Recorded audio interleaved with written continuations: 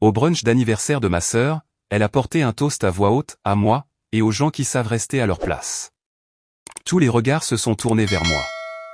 J'ai levé mon mimosa et j'ai dit, aux gens qui ont maintenant 30 jours pour trouver un nouvel appartement puisque je viens de vendre l'appartement en copropriété dans lequel vous vivez. Silence. Puis sa fourchette a heurté l'assiette. Et ma mère a murmuré, « Qu'est-ce que tu as fait ?» J'ai juste pris une gorgée et j'ai dit, ce qui m'étonne encore, peu importe le nombre de fois que cela arrive, c'est l'égoïsme pur et simple de ma famille. Pas le petit genre où quelqu'un mange tes restes ou oublie ton anniversaire. Je veux dire, le genre où les gens prennent tout ce qu'ils veulent de toi, en souriant, puis font les offenser quand tu dis enfin non. J'avais l'habitude de penser que c'était peut-être juste un problème de communication, ou que j'étais trop sensible. Mais ce brunch a mis fin à tous les doutes que j'avais. Le brunch d'anniversaire de Claire. C'est là que tout a volé en éclats. Je suis arrivé déjà épuisé, sachant que cela n'allait pas bien se passer. Claire avait insisté pour l'organiser chez notre mère pour l'ambiance, ce qui signifiait en réalité de l'alcool gratuit et quelqu'un d'autre pour nettoyer. Elle était vêtue tout en blanc comme si elle allait se marier, et elle en était déjà à plusieurs verres quand je suis arrivé. Au moment où je suis entré, j'ai su que quelque chose n'allait pas. Claire avait cette confiance narquoise qu'elle affiche quand elle pense qu'elle est sur le point de gagner quelque chose. Mike courait après leur bambin comme s'il évitait des mines. Et notre mère sirotait des Bellini comme s'il était midi sur un bateau de croisière. J'ai pris place, j'ai salué de la tête mes cousins, Emma et Jared, deux des rares personnes de la famille qui vivent encore dans la réalité, et je me suis versé un mimosa. J'ai essayé de ne pas penser à l'appartement. Il y a 6 mois, j'ai laissé Claire et Mike emménager dans l'appartement que j'avais acheté pour le louer. Ils étaient aux abois, disait-elle. Ils avaient été expulsés. Mike était entre 2 emplois. La garderie était trop chère. Elle a pleuré au téléphone, m'a dit qu'ils avaient juste besoin de 2 mois. J'ai dit d'accord, mais 2 mois se sont transformés en 4, puis en 6. Pas de loyer, juste les charges, qu'ils avaient même du mal à payer.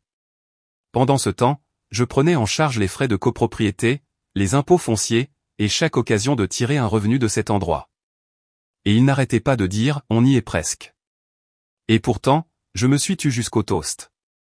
Claire s'est levée, un verre à la main, chancelant un peu. Tout le monde s'est tu. Elle a souri à l'assemblée et a dit, à moi et aux gens qui savent rester à leur place. Puis elle m'a regardé droit dans les yeux. Tout le monde m'a regardé aussi. Même les enfants ont cessé de babiller. Je n'arrivais pas à y croire. Je l'avais laissé vivre dans mon appartement sans payer de loyer pendant 6 mois, et elle avait le culot de me lancer une pique pendant son toast. Alors, j'ai levé mon mimosa. Aux gens qui ont maintenant 30 jours pour trouver un nouvel appartement puisque je viens de vendre l'appartement en copropriété dans lequel vous vivez. Le silence était si assourdissant que c'en était presque drôle. Puis la fourchette de Claire a retenti sur son assiette. Maman s'est penchée vers moi et a murmuré, « Qu'est-ce que tu as fait ?» J'ai pris une gorgée. Ce que j'ai fait, maman, c'est que j'ai enfin repris ma vie en main. J'étais resté silencieux trop longtemps. J'ai acheté cet appartement comme un investissement, pas comme une faveur. Je prévoyais déjà de le vendre et d'utiliser l'argent pour un apport afin d'acheter une maison hors de l'État, un endroit sans ce niveau de dysfonctionnement. Je leur ai donné plus que suffisamment de temps, plus que suffisamment de patience, et voilà ce que j'ai eu en retour. Papa a marmonné, sérieusement, Andrew, comme si j'avais tiré sur quelqu'un à table. Vous avez eu 6 mois, ai-je dit. Je n'ai pas fait de scène. Je ne vous ai même pas dit quand je l'ai mis en vente. Mais je ne suis plus votre filet de sécurité. La voix de Claire s'est brisée. Tu vends l'appartement sans même nous en parler? Je vous ai donné un toit gratuitement, ai-je dit. Tu as apporté un toast aux gens qui restent à leur place. Eh bien, moi, je change d'autoroute. Mike a finalement pris la parole, essayant de calmer le jeu, mais maman était déjà partie dans une tirade sur le fait que je choisissais toujours les pires moments pour faire valoir mon point de vue et que c'était censé être une célébration familiale. Tu aurais pu attendre jusqu'à demain, a-t-elle dit. Et elle aurait pu s'abstenir de prononcer mon nom, ai-je dit. Mais nous en sommes là. Emma fixait simplement son assiette. Jared avait l'air d'essayer de ne pas rire. Claire s'est levée. Et alors? On est à la rue maintenant? Non, ai-je dit. Vous avez 30 jours. J'avais même prévu de vous aider avec le premier mois de loyer. J'allais vous le dire aujourd'hui, mais après ça, vous devrez vous débrouiller seul. La panique a commencé à se propager dans la pièce. Les voix sont devenues plus fortes. Papa a juré. Maman a renversé son verre. Claire est partie en trombe dans la cuisine et Mike l'a suivi comme un chiot battu. Je me suis levé et j'ai dit « Joyeux anniversaire », puis je suis sorti. Emma et Jared m'ont suivi dans l'allée. C'était brutal, a dit Emma. Jared a ajouté « mais juste ». J'ai hoché la tête. Ce n'était que le début. Le lendemain matin, je me suis réveillé avec 20 appels manqués. Claire, maman, même Mike, qui ne m'avait pas appelé une seule fois en 6 mois, s'était soudainement souvenu de mon numéro. Il y avait aussi des messages vocaux, tous avec ce même faux calme que les gens utilisent quand ils essaient de ne pas crier. Je les ai tous ignorés. Vers midi, les messages sont devenus agressifs. Claire m'a accusé d'être sans cœur. Mike a dit que je déstabilisais la vie de leur fils. Maman a laissé un long message vocal en pleurant sur l'unité familiale et en me demandant comment je pouvais faire ça à mon propre sang. C'était presque impressionnant à quelle vitesse ils m'ont transformé en méchant. Emma m'a envoyé un texto, « Tu vas bien ?» J'ai répondu, étonnamment, « Oui. Je me sens bien, en fait. » Elle a répondu, « Tant mieux. » Il pète tous les plombs. Claire a dit qu'elle allait appeler un avocat. MDR. Cette partie ne m'a pas surpris. Claire pense toujours qu'une menace dramatique fera plier les gens, mais il n'y a rien d'illégal à vendre sa propre propriété. Elle n'avait ni bail, ni contrat, juste une faveur qui a été trop loin. Le 3e jour, ils ont commencé à se montrer.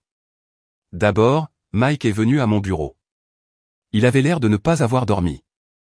Et au lieu de commencer par quelque chose qui ressemblerait à des excuses, il a débuté par « Tu nous as pris au dépourvu ». Je lui ai dit « C'est drôle, parce que 6 mois de promesses en l'air m'ont un peu pris au dépourvu ». Il a vite changé de tactique. Il a dit qu'ils avaient juste besoin d'un peu plus de temps. 2 mois, maximum, a-t-il dit. Il commencerait à payer un loyer immédiatement, ou du moins essaierait. Je lui ai dit que l'affaire était conclue. L'appartement est sous contrat. Les inspections ont lieu la semaine prochaine. Ce n'est plus de mon ressort. Puis est venu le désespoir. Il m'a carrément demandé si je pouvais annuler la vente. Il a dit que peut-être nous pourrions trouver un arrangement en famille. Il a même proposé de me payer au noir une fois que les choses iraient mieux. J'ai ri. Quelle partie de tout ça te fait penser que je te fais encore confiance pour quoi que ce soit? Il est parti après ça, en marmonnant quelque chose sur le fait que je laissais l'argent me changer, comme si je ne les avais pas portés sur mon dos pendant 6 mois. La nuit suivante, Claire s'est présentée à mon appartement. Elle n'a même pas frappé, elle a juste commencé à crier dès que j'ai ouvert la porte. « Comment as-tu pu m'humilier comme ça devant tout le monde? » « Tu t'es humiliée toute seule, ai-je dit.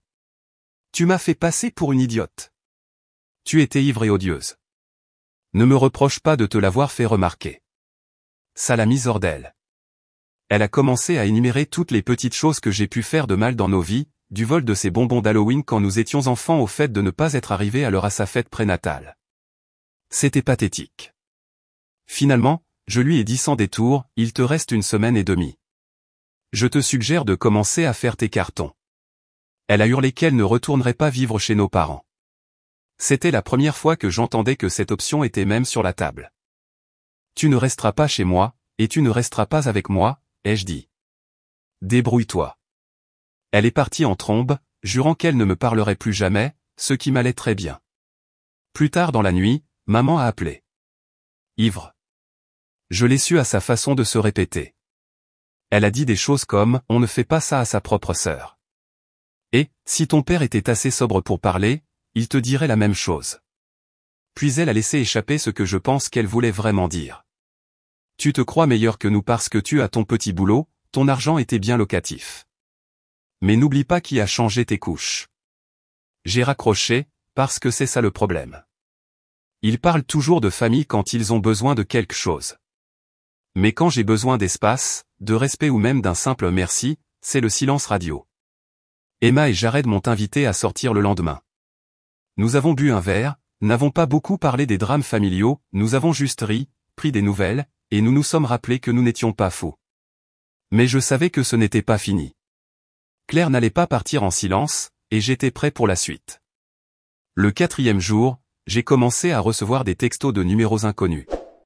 L'un venait du frère de Mike, à qui je n'avais pas parlé depuis des années. Il disait juste, « Mec, c'est vraiment dégueulasse ce que tu as fait à Claire et aux gamins. » Froidement. Un autre d'une de ses amies que je connaissais à peine, « Tu mets vraiment un bébé à la rue ?» Waouh. Voilà jusqu'où c'était allé. Claire était en train de raconter sa version de l'histoire, jouant la victime comme si elle avait été prise au dépourvu par un cousin propriétaire avide qui s'était soudainement retourné contre sa propre famille. Elle n'a pas mentionné les 6 mois gratuits ni les 3 fois où j'ai proposé de les aider à déménager dans autre chose. Elle n'a certainement pas mentionné la partie où je prévoyais encore de les aider avec leur premier mois de loyer jusqu'à ce qu'elle porte un toast au fait que je devais rester à ma place. Puis maman a recommencé à appeler. Seulement cette fois, elle n'était pas ivre. Elle a dit qu'ils venaient tous pour rediscuter. J'ai dit non. Elle a dit que ce n'était pas une demande. Alors, quand ils se sont présentés ce soir-là, je n'ai pas été surpris. Claire, Mike, maman, et même papa, encore dans son uniforme de travail, sentant la bière éventée et l'essence. Nous nous sommes assis dans le salon comme des étrangers. Claire a commencé tout de suite. Nous avons besoin de 60 jours. Non. Légalement, nous pouvons contester cela, a ajouté Mike. Vous n'êtes pas des locataires. Vous ne l'avez jamais été. Vous ne contestez rien du tout. Maman est intervenue. Si tu vas les mettre dehors, le moins que tu puisses faire est de les aider à trouver un endroit sûr. J'allais le faire, ai-je dit, mais je ne vais pas donner la charité à des gens qui m'insultent. Et pas selon son calendrier. Papa, qui n'avait pas encore dit grand-chose, s'est penché en avant et a dit, « Tu es mesquin. » Je l'ai regardé. « Tu es ivre depuis mercredi. » Il s'est levé, a un peu vacillé. « Et alors ? Je suis un mauvais père maintenant ? Nous sommes de mauvaises personnes ? C'est ça que tu penses ? Je ne le pense pas. Je l'ai observé pendant des années. Claire s'est tue. Ça a fait mouche. 30 jours, c'est généreux, ai-je continué. J'ai déjà un agent qui aide à trouver quelque chose dans leur budget. J'allais même couvrir une caution et le premier mois de loyer. Mais j'en ai fini de faire ça pour des gens qui ne peuvent même pas me traiter comme un être humain. Mike avait l'air sur le point d'exploser. Tu te fiches sérieusement de ce qui arrive à ton neveu? Non, ai-je dit. C'est pour ça que je vous ai donné 6 mois. C'est pour ça que je propose de vous aider. Mais tout ce système s'arrête maintenant. Maman a secoué la tête. Cette famille est brisée. Non, ai-je dit. Elle ne se plie simplement plus autour de vous. Ils sont partis dans une tempête de jurons marmonnés et de portes qui claquent. Le lendemain matin, j'ai reçu un courriel d'une agence de location disant que Mike avait postulé pour un logement en m'indiquant comme référence. Je les ai appelés immédiatement et j'ai dit la vérité. C'était un membre de la famille vivant sans loyer, sans historique de paiement. L'agent a semblé surpris mais m'a remercié pour mon honnêteté. Cet après-midi-là, Claire a appelé et a hurlé dans le téléphone, m'accusant de les saboter. « Tu leur as dit la vérité ?» a-t-elle crié. « Et c'est un jour ?» ai-je dit. Puis j'ai raccroché. J'ai appelé Emma plus tard. Elle a dit que Claire était en pleine dérive, parlant d'aller vivre chez maman et papa juste pour quelques semaines. Ça va bien se passer, a dit Emma. Je leur donne 10 jours avant que quelqu'un ne se retrouve sur la pelouse. Nous avons ri une seconde. Ça semblait normal, mais le mal était fait. Ils n'allaient pas déménager pacifiquement. Ils allaient faire traîner les choses jusqu'à la dernière minute. Au 11e jour, j'ai commencé à mal dormir.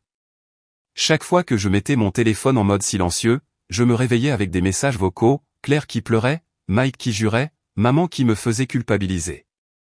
Je continuais à les ignorer. Mais alors quelque chose d'étrange s'est produit. L'agente immobilière de l'acheteur m'a appelé en panique. « Andrew, nous avons reçu un message bizarre des résidents actuels », a-t-elle dit. Ils ont dit à notre inspecteur que l'endroit a un problème de moisissure et pourrait être dangereux pour les enfants. J'ai failli laisser tomber mon téléphone. Il n'y a pas de moisissure. J'ai fait inspecter l'endroit il y a 6 mois avant qu'il n'emménage. Il est en excellent état. Claire et Mike essayaient de saboter la vente. Je l'ai appelée immédiatement. Elle a décroché, l'air de s'y attendre. Tu as dit à l'inspecteur qu'il y a de la moisissure? Elle n'a même pas nié. On était juste honnête. Ce n'est pas sain pour les enfants. j'ai dit, s'il y avait de la moisissure, pourquoi ne l'as-tu pas mentionné au cours des 6 derniers mois ou ne m'as-tu pas demandé de la réparer? Silence. Je vais te dire ce qui n'est pas sain, ai-je dit. Rester sans payer de loyer et penser que tu peux manipuler la vente d'une propriété qui ne t'appartient pas.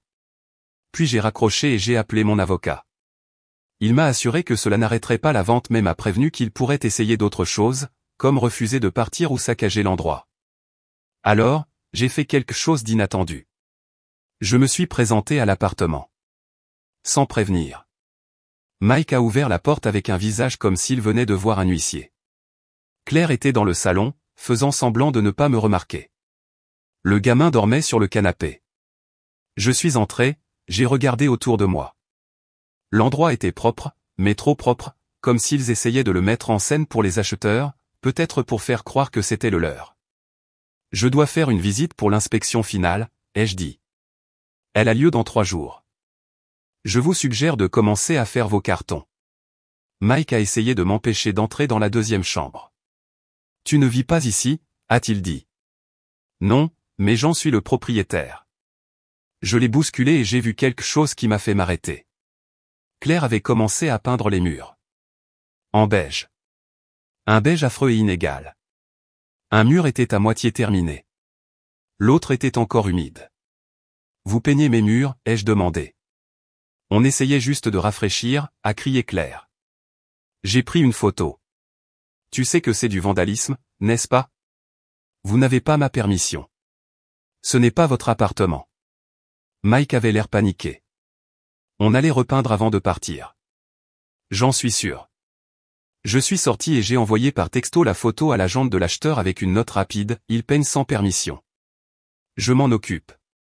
Puis j'ai envoyé à Claire et Mike un avis formel de quitter les lieux sous 7 jours, même si l'avis de 30 jours était déjà en place. Cette nuit-là, Jared m'a envoyé une capture d'écran. Claire avait posté une photo sur Facebook d'elle debout dans l'appartement avec la légende « Quand votre propre frère vend votre maison sous votre nez ». Cœur brisé et les commentaires étaient pleins de sympathie.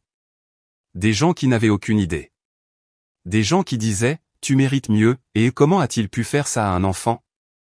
Je n'ai pas répondu, mais j'ai sauvegardé chaque commentaire parce que maintenant ce n'était plus seulement de la manipulation. C'était des mensonges publics. Puis est arrivé le dernier rebondissement. Emma m'a appelé en chuchotant. « Tu ne vas pas le croire, a-t-elle dit. Maman leur a dit qu'ils pouvaient emménager. Genre, emménager chez elle. » J'ai ri. Vraiment?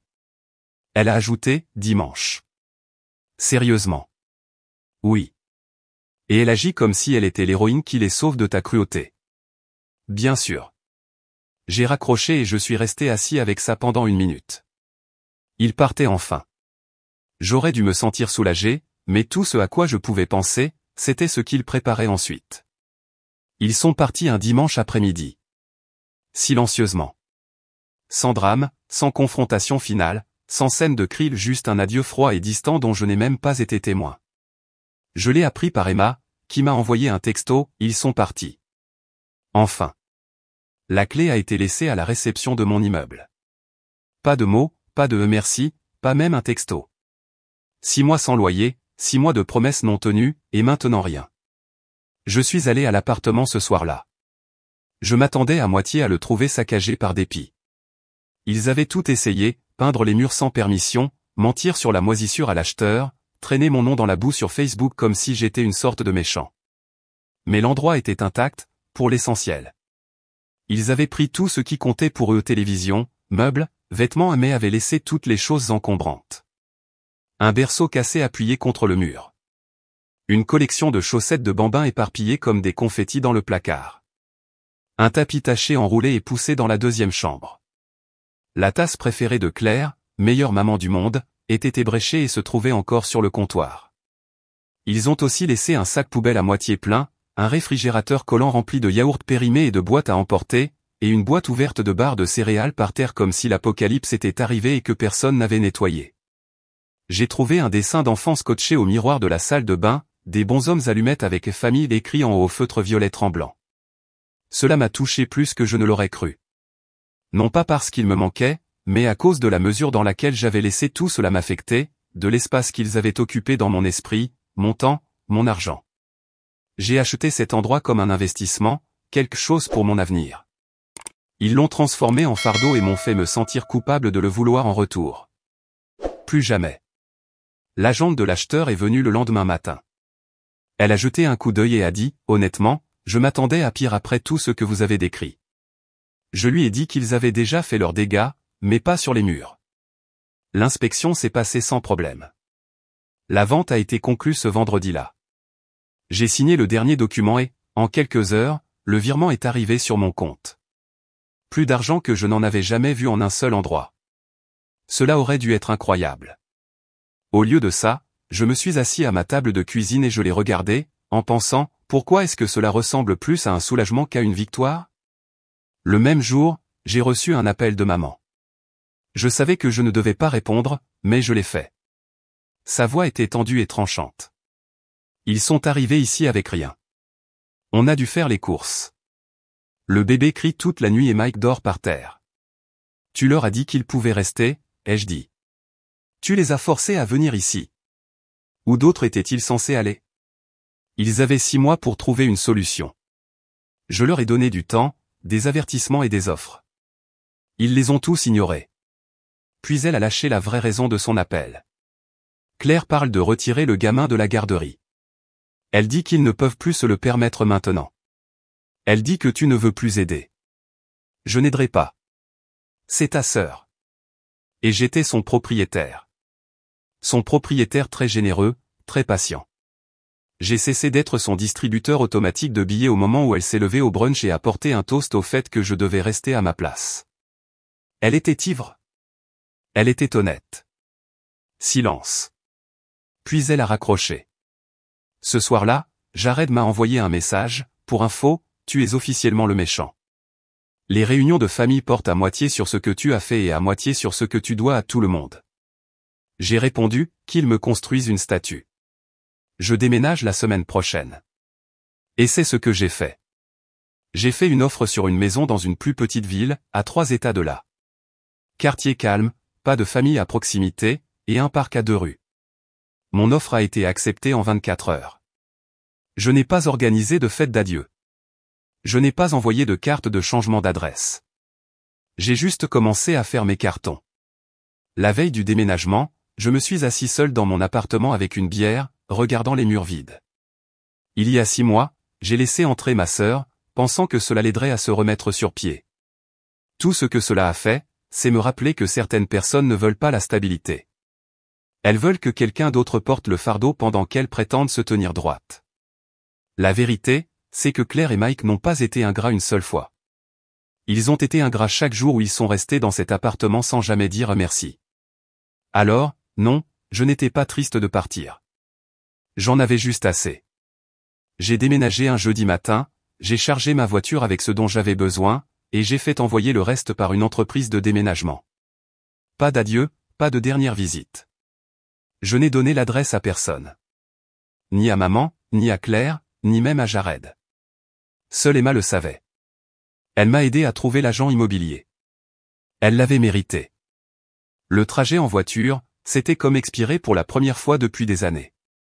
Fini les visites surprises. Fini les appels pour juste avoir besoin d'un peu d'aide. Fini de regarder ma sœur jouer la victime tout en épuisant tout le monde autour d'elle. Mais ça ne s'est pas terminé juste parce que je suis parti. 4 jours après mon arrivée dans la nouvelle ville, j'ai reçu un appel d'un numéro inconnu. Je l'ai laissé aller à la messagerie vocale. C'était Claire. J'espère que tu es heureux, a-t-elle dit. Tu as complètement détruit cette famille. Maman dit que c'est comme si tu étais mort. Personne ne veut même prononcer ton nom en ce moment. Il y a eu une pause, puis elle a ajouté, bref, Mike a une piste pour un truc à temps partiel et on pense essayer de trouver notre propre logement à nouveau. Ne t'inquiète pas, on ne te demande rien. On a compris la leçon maintenant. Elle a raccroché. Je n'ai pas rappelé. Une semaine plus tard, Emma m'a envoyé un texto, maman est épuisée. Claire est toujours là. Le boulot de Mike est tombé à l'eau. Ils dorment dans le salon. Papa boit plus. Combien de temps avant qu'il ne redemande de l'argent? Ai-je demandé. Claire ne le fera pas. Elle est trop fière. Maman pourrait. Donne-lui un mois. 2 semaines ont passé. Puis est arrivé le message de groupe. Une conversation familiale qui n'avait pas été utilisée depuis plus d'1 an s'est soudainement rallumée avec une photo de mon neveu dans un parc. C'est Claire qui l'a envoyée. Regardez qui va très bien malgré tout le drame cœur rouge. Jared a répondu avec un pouce levé. Emma n'a rien dit. Puis maman a écrit, ce serait bien si tout le monde pouvait oublier le passé. Et je savais exactement ce que cela signifiait. Elle voulait que je revienne en rampant. Faire semblant que les 6 derniers mois n'avaient pas eu lieu. Faire semblant que le brunch n'avait jamais eu lieu. Faire semblant que les mensonges, la manipulation, la peinture de mes murs sans permission, l'histoire de la moisissure, tout ça pouvait être balayé sous le tapis au nom de la famille. Alors je n'ai rien dit. 2 jours plus tard, Emma a appelé. Tu n'es pas fou, a-t-elle dit. Ils veulent que tu reviennes dans leur orbite parce que sans toi, ils sont coincés les uns avec les autres et c'est misérable. Je ne reviendrai pas. Je sais. Je voulais juste te rappeler que tu as fait le bon choix. Maintenant, cela fait 1 mois. Je me promène au parc le matin. Je fais du café sans interruption. Personne ne frappe à ma porte. Pas de messages vocaux tard dans la nuit. Et pourtant, de temps en temps, je vérifie mon téléphone, m'attendant à moitié à une autre tentative de culpabilisation. Ils parlent probablement encore de moi. Me blâment encore. Attendent encore que je rentre à la maison et que je répare les choses. Mais je ne reviendrai pas. Non pas parce que je m'en fiche, mais parce que je me soucie enfin de moi-même. La mise à jour. Cela fait un peu plus de 3 mois que je suis parti. Emma est venue me rendre visite le week-end dernier. C'est la première fois que quelqu'un de la famille voit ma nouvelle maison. Elle a apporté un cadeau de pendaison de crémaillère et a dit, « Je n'arrive toujours pas à croire que tu l'as vraiment fait. » Nous nous sommes assis sur le balcon et avons discuté. Elle a dit que Claire et Mike sont toujours chez maman, et qu'ils se disputent toujours. Mike a passé 2 entretiens d'embauche, sans offre. Claire a lancé une activité secondaire en vendant en ligne des vêtements pour enfants faits main. Elle poste ses citations vagues maintenant, a dit Emma en riant. Du genre, parfois, Dieu retire des gens de votre vie pour protéger votre paix. Je pense que je suis les gens, ai-je dit. La santé de maman n'est pas excellente. Le stress, surtout, a dit Emma. Elle ne l'admettra pas, mais elle est dépassée. Elle a commencé à appeler Jared le soir juste pour se défouler. Et pourtant, personne ne s'est excusé. Pas une seule fois. Pas un appel, pas un texto, pas un message qui dit « Eh, peut-être qu'on a merdé, nous aussi ». Juste le silence et le post Facebook occasionnel qui m'est destiné à travers des citations passives-agressives. Pendant ce temps, je dors mieux. Mes nouveaux voisins sont calmes. Je me suis inscrit à une salle de sport locale. J'ai commencé à envisager d'acheter une 2e propriété, une que je louerai vraiment à des inconnus cette fois.